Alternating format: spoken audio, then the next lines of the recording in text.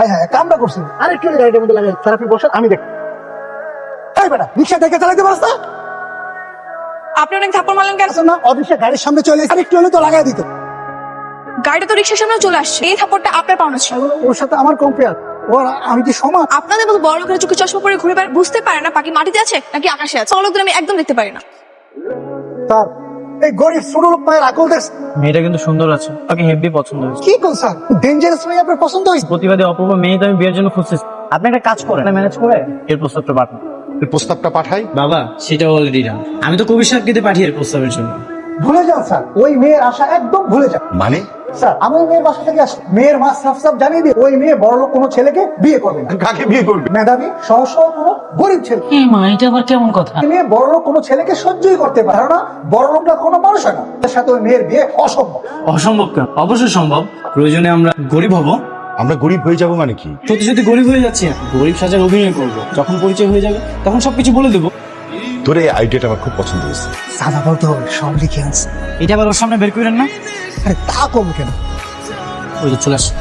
তোর এত বড় সাহস, গরিব ছোট লোক কোথাকার, তোর বেতন কাটা, তোর মতো গরিব মিসকিন ছোট লোক একদম সহ্য হয় না। কখনো হবে না স্যার, আমি পরিষ্কার করে দিচ্ছি। এই মাসে বেতনটা আমার কাটেন না স্যার। তোর কোনো মাপ নাই। কি হয়েছে এখানে? ম্যাডাম আমি ওনার গাড়ি পরিষ্কার করার কাজ করি। গাড়িতে একটু ময়লা ছিল, বলতেছে এই মাসের বেতন থেকে নাকি টাকা কেটে নিবে। পেটে লাথি দিয়ে ওনার কি লাভ? কালকে সেই লোকটা না যে রিক্সাওয়ালাকে থাপ্পড় মেরেছিলেন, আবার আজকে ওনার সঙ্গে এরকম আচরণ করতেছে, যা হবে না। আপনি এখানে নাক গলাবেন না, গাড়ি পরিষ্কার কর। আপনি ছোট লোক বলেন কেন ওকে? আপনার সঙ্গে তর্ক করেছে নাকি আপনাকে মেরেছে? হ্যাঁ দেখেছেন ম্যাম, আমার চাকরিটা নট হয়ে গেছে। এখন আমি আমার সংসার কিভাবে চালাবো? আপনি টেনশন করেন, দেখছি আপনার জন্য কোনো চাকরির ব্যবস্থা করা যায় আমার সঙ্গে। কেমন আছেন? আপনি কেমন আছেন? তো কোনো ছেলে লাগবে কাজের জন্য? আপা লাগতো তো, ওই আমগো গ্রামের বলাটা একটু গ্রামে গেছে, পুরো লাগতো। আপনি ওকে একটু কাজে নেন, মাস গেলে ভালো একটা মাইনে দিয়ে। আমি নিতেছি। এই যে নবাব পুত্তুর, এদিক ওদিকে তাকে কি দেখবে? হ্যাঁ যাও, থালা বাসন গুলো সুন্দর করে পরিষ্কার করো। আমি থালা বাসন মাজবো। হ্যাঁ, তো থালা বাসন আমি মাজবো। আপনি থালা বাসন গুলো আমি একটু দেখি। এই থালা বাসন সব আমি মাজবো। থালা বাসন মাজবো, থাপ্পড় দেখবে কান পড়লাম। আরে থামেন, কাকে কি বলছো? উনি হচ্ছে Aryan Chowdhury, Aryan group of industries একমাত্র ছেলে, আর আপনি তাকে থাপ্পড় মারবেন? আজ থেকে আপনার এই হোটেল ওনার নামে 5 লক্ষ টাকার চেক। আজকে থেকে এই দোকানের মালিক আরিয়ান স্যার, তা বলবে আপনি সব শুনবেন। আপনি এখন থেকে প্লেট মারবেন, স্যার চেষ্টা বসে থাকবেন। গামছা জানো আরে আমি কিভাবে বুয়া সাজ? আমি কখনো বুয়া কাজ করেছি? কোন অ্যাঙ্গেলে আমার বুয়ার মতো লাগে? আমাদের একমাত্র ছেলের জন্য তুমি করতে পারবা? তুমি না করো না। তোমাকে মেকআপ দিয়ে এমন লুক করে দিলে তোমাকে চিনতেই পারবে না। এই দেখো কবিরের মা আসছে, আমি তো তোমাকে বলেছিলাম আমাদের বাসায় সব কাজ করবে। গরম গরম রুটি চলে আসছে। এইটা তুমি কি করছো? কি রুটি বানিয়েছো? বেশে ভাগে চুলার আগুন অনেক বেশি গরম তো, তাই মনে হয় পুড়ে গেছে। তুমি টেনশন করছো না? ভুল হয়ে গেছে, একটা বাসায় কাজ করি, ওখানে একটা বুয়া আছে তো, বেআইন ডাকছি, ডাকলে তো অবশ্যই। খালা আপনার রান্নাটা খুবই কাঁচা, একটা তরকারিতে লবণ হয়েছে তো আরেকটাতে হয়নি, সব পুড়ে ফেলেছে। তাহলে কি আমার চাকরি নয়? না নট হবে কেন? আজকে হয়তো ফার্স্ট দিন, এই জন্য আপনার আনইজি ফিল হয়েছে। সমস্যা নেই, আস্তে আস্তে সব ঠিক হয়ে যাবে। আর শুনেন, আপনি কোনো টেনশন নেই, তুমি নিয়ে তারপর আপনি আস্তে আস্তে আমার সাথে সব কাজগুলো শিখে নিন। চাচা এই লাউ কত? ওইটাছে গিয়া 10 টাকা। 100 টাকা লাউ 10 টাকা? কি কোন চাচা, পাগল টাগল হয়ে গেলেন নাকি? তোর মতো কথাবার্তা করেন না তো। সবজি হতে দিয়ে সব পচা। কি হইছে ভাই? চালান। এই সমস্ত 2 নাম্বারি ব্যবসা বাদ দেন, যে আপনি খান। কলটি অফিসার। এই যে আমার আব্বা। আসসালামু আলাইকুম চাচা। ওয়ালাইকুম আসসালাম। কেমন আছো মা? ভালো আছি চাচা।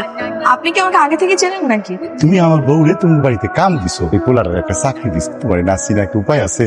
একটা কথা বলি, রাগ করিস না। বলো না, ছেলেটা তো খুবই শিক্ষিত, আবার দেখতে অনেক সুন্দর, আর ব্যবহার তো খুবই ভালো। তুই তো এরকম একটা পাত্র অনেকদিন ধরে খুঁজছিলি।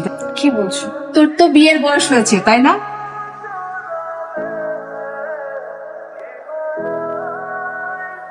এই কি আপনি এখানে কেন? আপনি কি করেন?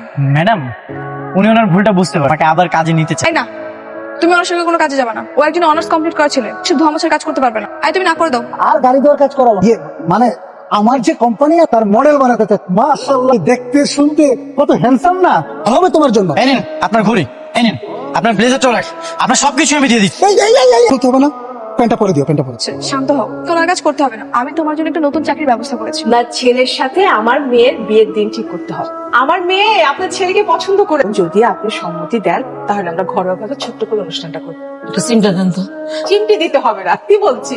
কপাল বলা তো রাজ কপাল, আপনার মাইয়া আমার কোনো রকম হইব। কালকে বিয়ে পড়ে দেয় না, কালকে কালকে না, কালকে না। যাক, তাহলে সবকিছু সুন্দরভাবে হচ্ছে, তাহলে বিয়েটা হয়ে যাচ্ছে। কেন কি আপনারা এই হালতি? আরে না, এখন তো বিয়ে তোরা রাজি হয়েছে, কালকে গিয়ে আমরা সব কথা খুলে বলে দেবো। ঝামেলা আছে ওদের বাসায় বিয়েটা হয়ে যায়, এরপরে ও যখন বধূ সেজে আসবে তখন আমরা এটা বলবো। সারপ্রাইজ দেখ, আমি চলে এসেছি। থ্যাংক ইউ ভাইয়া। আর কোথায়, আমার সাথে একটু পরিচয় করিয়ে দে। কেন দেখো না সবাই তো ড্রয়িং রুমে আছে। তাড়াহুড়ো করে এসেছি, খেয়াল করা হয়, সাথে গিয়ে পরিচিত হব। হ্যাঁ, কবির চাকরিটা কি কনফার্ম হয়েছে? কনফার্ম হয়েছে, তোকে কিভাবে ছোট চাকরি করতে করতে প্রমোশন। আচ্ছা সমস্যা, ওটা হলেও হবে। আসসালামু স্যার, আপনি এখানে? আপনিও আছেন স্যার? ম্যাডাম আপনি কি ব্যাপার, ওদেরকে এইভাবে রেখেছিস কেন? না ম্যাডাম বসুন। মানে তোকে তো বলাই হয়নি, উনি হচ্ছেন আমাদের চৌধুরী গ্রুপের চেয়ারম্যান রাইহান চৌধুরী, তার ছেলে আরিয়ান চৌধুরী সিইও, আর উনি হচ্ছেন আমাদের ম্যাডাম। সাথে তো তোর বোনের বিয়ে হচ্ছে। আনবিলিভেবল, মানে আরিয়ান স্যারের সাথে আগে তো চরম সৌভাগ্যের বিষয়। এক মিনিট, তুমি কি তাহলে এতদিন আমার সঙ্গে নাটক করেছো? তুমি গরিব নাও? তোমাকে সবটা বলতাম, এখন যেহেতু জেনেই গেছো শোনো। আমি আর কিছু শুনতে চাই না। এই বিয়ে ক্যান্সেল। তুমি ওদের সবাইকে চলে যেতে বলো।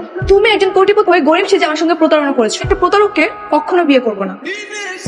আনিকা ট্রাই টু আন্ডারস্ট্যান্ড, তুমি সময় দাও, তুমি বোঝার চেষ্টা করো। কি বুঝবো আমি? হ্যাঁ, আমার সঙ্গে এতদিন চিট করেছো, আমাকে ধোকা দিয়েছো, এটাই তো? আসলে চিট করেছি, তোমাকে ধোকা দিয়েছি, কিন্তু কেন করেছি সেটা তো শুনবে। কেন? আমার তো তোমার ভালোবাসা আছে। আগে আমি প্রথম দেখেছি, তোমাকে দেখে না মুগ্ধ হয়ে যায়।